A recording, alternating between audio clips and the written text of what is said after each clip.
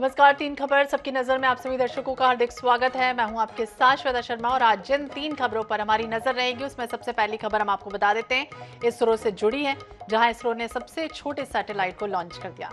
दूसरी खबर मध्य प्रदेश से है, जहां भीम आर्मी शक्ति प्रदर्शन करने वाली है। और तीसरी खबर हम आपको बताएंगे छत्तीसगढ़ से, जहां इंजीनियरिंग कॉलेज अब बेरुखी का शिकार हो रहे हैं। एक समय था जब कॉलेजों में एडमिशन नहीं मिलता था, अब ये कॉलेज वीरान हो रहे हैं।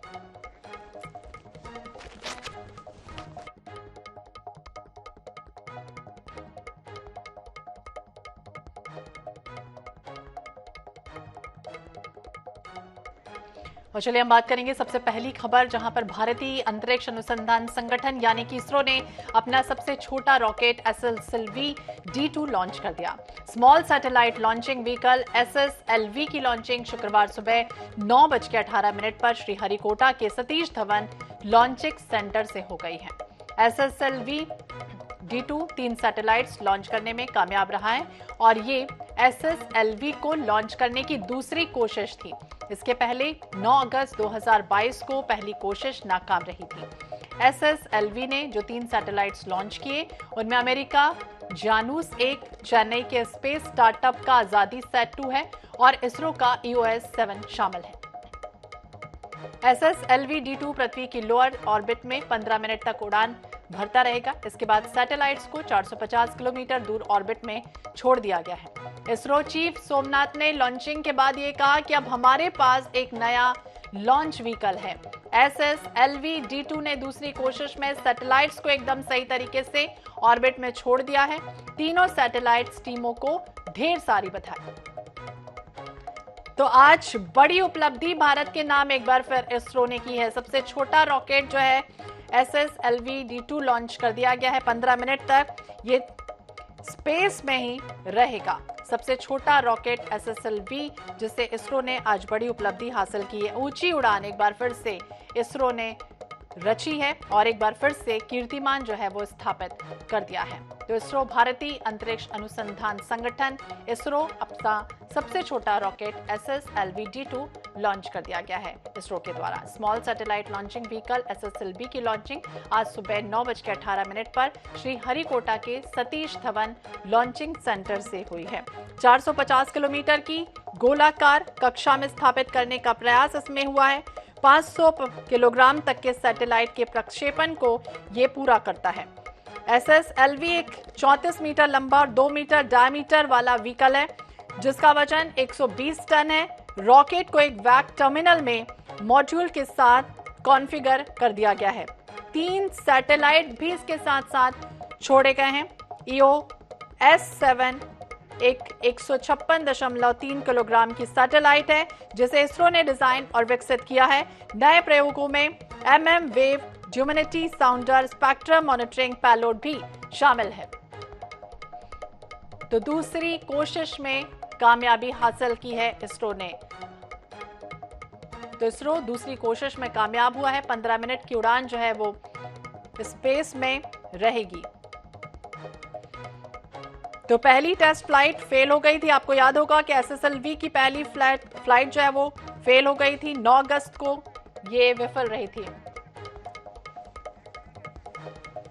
Doctor Aruna Rana aeronautical engineer हमारे साथ जुड़ के उनसे बातचीत करेंगे। अरुणा जी, बहुत बहुत स्वागत है आपका। और जिस तरह से हम बात करें, इसरो दूसरी कोशिश में तो कामयाब रहा है और भारत के नाम एक बड़ी उपलब्धि कह सकते हैं कि इतिहास जो है वो आज रच गया है। जी हाँ, बिल्कुल। और इसकी हमें आवश्यकता भी थी जी। और इसकी जो उपलब्धियां ये रहेंगी, जो यूटिलिटी उपयोगिता जो होगी, वो उस पर मैं फोकस करना चाहूंगी कि ये जो एक स्टार्टअप ने स्पेस किड्स ने इसको करवाया है और 3 स्मॉल व्हीकल्स उन्होंने सैटेलाइट लॉन्च किए हैं। इसमें जो EOS आपने बोला 707 जी। ये मिनरल ऑब्जर्वेशन और क्लाइमेट चेंज को मॉनिटर करने के लिए, प्लस ग्राउंड वाटर का जो टेबल बनता है and water catchment area decide करने के लिए, प्लस टेलीकम्युनिकेशन एंड नेटवर्किंग, इन सब पर इसका पूरा वर्चस्व रहेगा, जो उन्होंने अभी अर्थ ऑब्जर्वेशन सैटेलाइट लॉन्च किया है 07। और इसके लाभ हम सबको मिलेंगे ही, सारे भारतीयों को। और इसके लिए मैं मिस्टर सोमनाथ जो हमारे चेयरमैन हैं इसरो के, उनको बधाई देना चाहूंगी, उनकी टीम को भी बधाई देना चाहूंगी।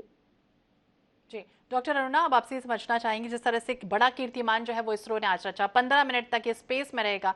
दूसरी तरफ अगर हम बात करें तो किस तरह का कीर्तिमान ये रचता हुआ नजर आएगा? इसके साथ साथ 3 और जो रॉकेट है वो भी लॉन्च कर दिए गए हैं। जी जी जी, वो तीनों का मैंने आपको बताया कि वो फर्दर आगे जाकर सारे काम करेंगे। वो सेट हो गए हैं, लॉन्च हो गए हैं। और पहली सैटेलाइट जो उनकी मिस हुई थी उस समय, D1 जो मिस हुआ था SSLV का, मगर अभी ये सक्सेसफुल हुआ और ये कीर्तिमान तो भारत के ही नाम आया।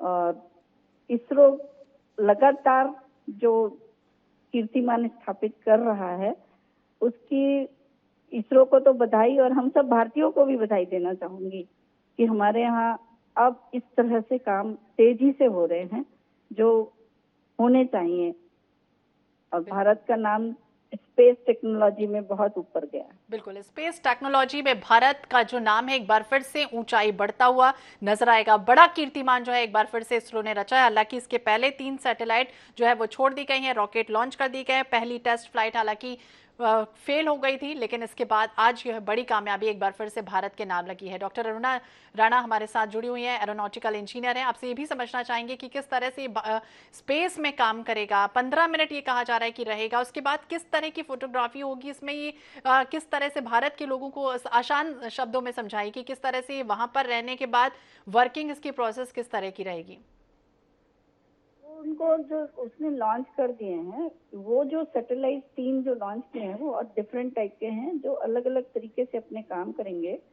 इंस्ट्रूमेंट्स कॉम्पिटेबल हैं, माइक्रो सैटेलाइट्स हैं, और टेक्नोलॉजीज डिफरेंट डिफरेंट हैं। और उनके जरिए वो जो फ्यूचर ऑपरेशनल सैटेलाइट्स होते हैं उनको यहाँ पर इंडियन स्पेस के लिए उसका इस्तेमाल होगा, और वो वर्सेटाइल इस्तेमाल हो सकता है। मैंने आपको पहले भी बताया कि उनके ऑब्जर्वेशंस जो आएंगे, जो वहां से फोटोग्राफीज आएंगी और सारे डेटा आएंगे, उनके ऊपर आधारित सारे जो वैज्ञानिक होंगे वो अपने डेटा निकालेंगे, जो सोशल इकोनॉमिक जोन के लिए बहुत इंपॉर्टेंट होंगे। जी, तो साइंस की दुनिया में एक बार फिर से कीर्तिमान इसरो ने रच दिया है। दूसरी कोशिश कामयाब रही है। सबसे छोटा रॉकेट जो है SSLV D2 लॉन्च कर दिया गया। बहुत बहुत शुक्रिया अरुणा जी बातचीत करने के लिए।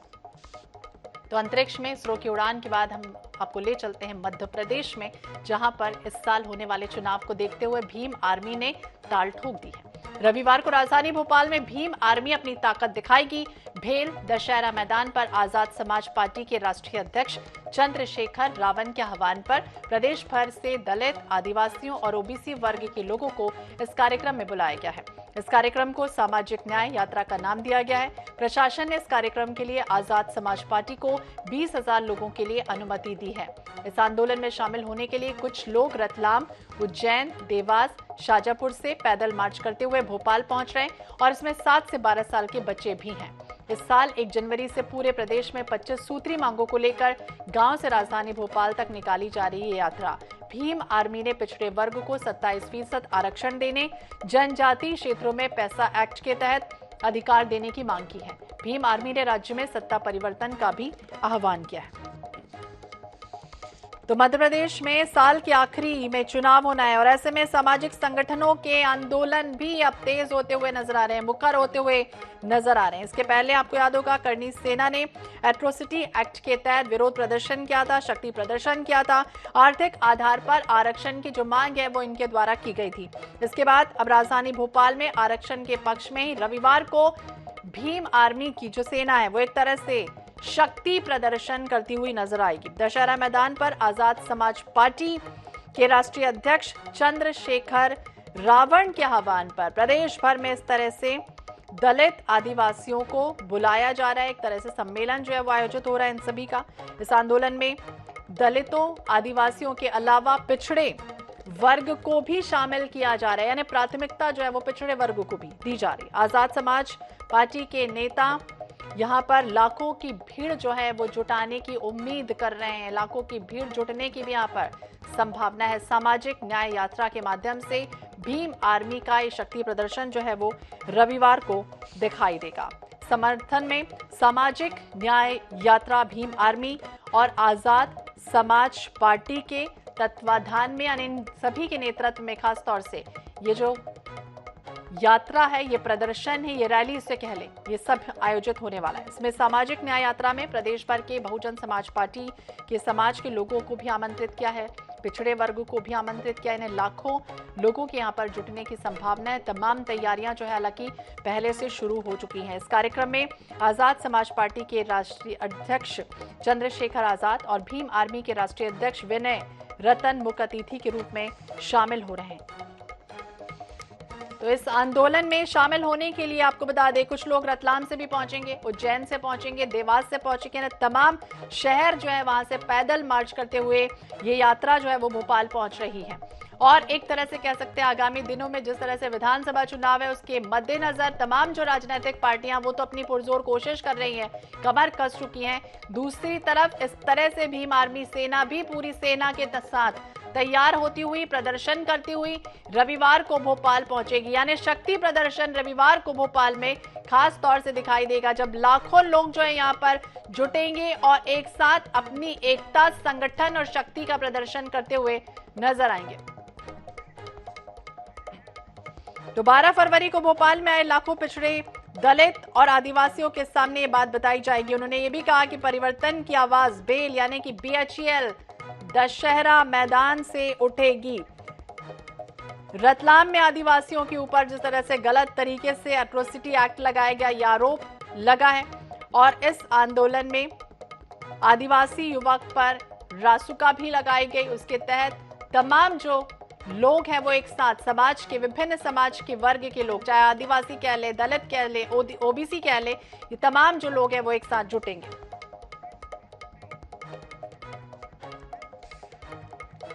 आजाद पार्टी के प्रदेश अध्यक्ष सुनील जी हमारे साथ जुड़ गए, उनसे बातचीत करेंगे। सुनील जी, बहुत बहुत स्वागत है INS 24/7 पर। और जिस तरह से भीम आर्मी और का जो शक्ति प्रदर्शन भोपाल में होने जा रहा है रविवार को, इसमें कहा जा रहा है कि लाखों लोग जो है वो जुटेंगे। एक तरह से किस तरह का ये शक्ति प्रदर्शन होगा, क्या बताने की कोशिश जो है वो की जाएगी? क्या आने वाले समय में जो विधानसभा चुनाव है उसके मद्देनजर इस तरह से शक्ति प्रदर्शन दिखाई देगा? जी, क्या है कि मध्य प्रदेश के अंदर लगातार आप देख रहे हैं कि बीजेपी का लगा 20 सालों से राज है और इन 20 सालों के अंदर दलितों, आदिवासी, पिछड़ों और अल्पसंख्यक समुदाय के ऊपर काफी अन्याय हुआ है। और जब वो न्याय की मांग करते हैं तो उनके ऊपर झूठे मुकदमे डाल दिए जाते हैं, उनके अधिकार खत्म किए जा रहे हैं। यहाँ पर OBC का आरक्षण खत्म हुआ, जब भीम आर्मी ने जब कॉल बुलाई तब जाकर वो आरक्षण हुआ। तो इन सब मांगों को लेकर हमारी लगभग 25 सूत्री मांगे हैं, जिनमें जातिगत जनगणना कराना है, प्रमोशन में आरक्षण है और लगभग 2 से 2.5 लाख 1 लाख पदों की भर्ती सरकार नहीं कर रही है। और कोविड के अंदर जो भी जिनको नौकरी दी गई थी उनको हटा दिया गया है। किसानों की जो स्वामीनाथन आयोग रिपोर्ट है उसके अनुसार लागू नहीं किया जा रहा है। तो इन सब मांगों को लेकर दलित, पिछड़ा, आदिवासी और अल्पसंख्यक समुदाय काफी आक्रोश में है और उनके साथ सामाजिक अन्याय हुआ है। सामाजिक अन्याय ऐसे हुआ कि भाई एक दलित का लड़का अगर शादी करता है तो उसको घोड़ी पर उतार दिया जाता है, कोई मूछ रखता है तो उसकी मूछें कटवा दी जाती है। तो यहाँ पर भाजपा के राज में जातिगत हमले बढ़े हुए हैं, चाहे वो SC, ST और अपने OBC हो, चाहे मुस्लिम समुदाय से लोग हों। तो इन सब की मांगों को लेकर हम लोग भोपाल के BHEL दशहरा मैदान में आने वाली 12 फरवरी 2023 को एक बड़ा आंदोलन कर रहे हैं, जिसमें हमारे भीम आर्मी चीफ चंद्रशेखर आजाद जी और भीम आर्मी के राष्ट्रीय अध्यक्ष विनय रतन जी मुख्य रूप से शामिल हो रहे हैं। इन्हीं के साथ साथ हमें हमारे जो यहाँ के बड़े बड़े जो हमारे सामाजिक संगठन है उनका हमें भरपूर समर्थन मिला है।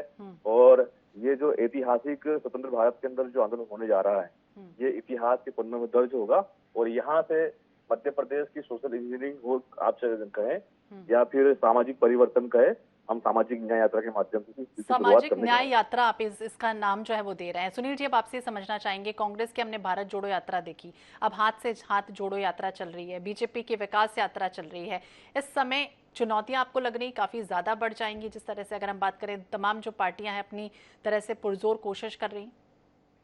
जी देखिए, देश आजाद होने के 75 साल बाद भी आज मौजूद की हालात ये है। तो कहीं बीजेपी विकास यात्रा निकाल रही है और कांग्रेस ने भारत जोड़ो यात्रा निकाली और अब मध्य प्रदेश के अंदर हाथ से हाथ जोड़ो यात्रा निकाल रहे हैं। तो कहीं ना कहीं ये पूरा महसूस हो चुका है भाजपा कांग्रेस के लोगों को कि बहुजनों की ताकत बढ़ रही है और बहुजनों की ताकत को कमजोर करने के लिए ये तमाम तरह के षड्यंत्र विकास यात्राओं से हाथ जोड़ो यात्रा निकाल रहे हैं। कांग्रेस के राज्य में देख लीजिए, कांग्रेस ने जब इनकी सरकार आई तो इन्होंने दलितों से वादा किया था कि 2 अप्रैल के जो मुकदमे लगे हैं उनको हम वापस करेंगे, लेकिन सरकार के 15 महीने रही, उस पर किसी प्रकार की कोई बात नहीं हुई। और शिवराज सिंह चौहान जी ने 2008 के अंदर घोषणा की कि भाई हम लोग उज्जैन के अंदर संत रविदास धाम बनाएंगे, लेकिन आप देखिए कि आज तक वो घोषणा अधूरी है। और अब बड़े फिर रहे हैं कि भाई हम लोग मध्य प्रदेश के अंदर 200 करोड़ के मतलब रविदास धाम बनाएंगे। तो ये सिर्फ और सिर्फ घोषणावीर शिवराज सिंह चौहान है, इनकी सिर्फ घोषणाएं होती है, बिल्कुल सामाजिक न्याय यात्रा जो है वो शुरू होने वाली है और अब देखना होगा भीम आर्मी का ये प्रदर्शन कितना सफल होता है रविवार को जिस तरह से निकाली जा रही है। बहुत बहुत शुभकामनाएं आपको सुनील जी, बहुत बहुत शुक्रिया और बातचीत करने के लिए भी।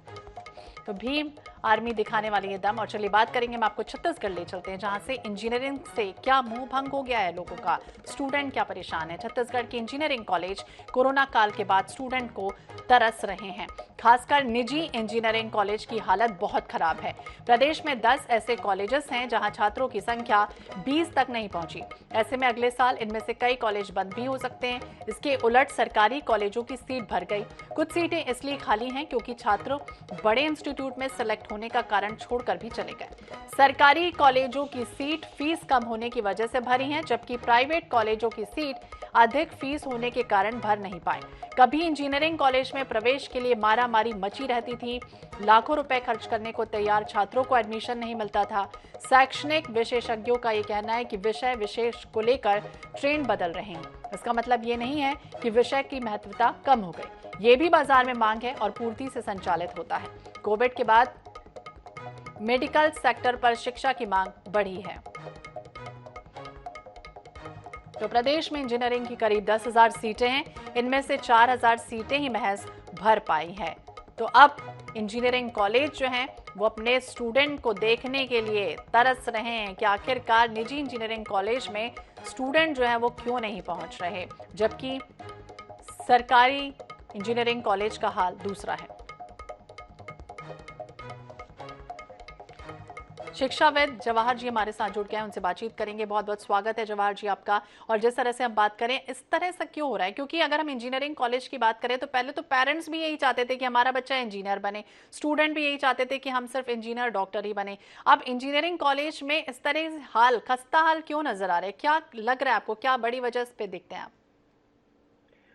बड़ी वजह यह है, एक तो इंजीनियरिंग के बाकी विधाएं जो हैं, जो मैकेनिकल इस तरह की चीजों का रुझान कम हो गया है। सिर्फ कंप्यूटर साइंस पे सब बच्चे जाना चाहते हैं। हाँ, एक तो ये वजह है। दूसरी ये वजह है कि जो निजी कॉलेज हैं उनमें गुणवत्ता की तरफ ज्यादा ध्यान नहीं दिया गया है। हाँ, चूंकि बिल्डिंग चाहे शासकीय हो चाहे निजी हो, वो जितना भी अच्छा हो उससे पढ़ाई बेहतर नहीं हो सकती। तो निजी कॉलेजों की तरफ रुझान कम कर, कुछ को छोड़ दें, अपवाद हैं जो पहले 3 बीआईटी रूंटा और शंकरा, उनको छोड़ के बाकी जगह सब 10, 20, 30 बच्चे इसी तरह से रहते हैं। और रुझान सरकारी कॉलेजों की तरफ इसलिए बढ़ा है क्योंकि कम से कम वहां पे व्यवस्था जो है या सेटअप जिसको हम कहते हैं जो टीचरों की, वो कम से कम गुणात्मक तौर पे बेहतर है। जी, जवाहर जी आपसे ये समझना चाहेंगे, आपने भी सही कहा कि गुणवत्ता विहीन जो है शिक्षा कहीं ना कहीं नजर आती है। दूसरे अगर हम कॉलेजों की बात करें, या जो बच्चा जेई क्रॉस कर रहा है या जेई की पढ़ाई कर रहा है, उसका सिर्फ एक ही सपना होता है कि वो आईआईएम अहमदाबाद से करे, या फिर दूसरे पुणे में जाए, सिम्बोसिस में जाए, या फिर दूसरे दिल्ली यूनिवर्सिटी में जाए।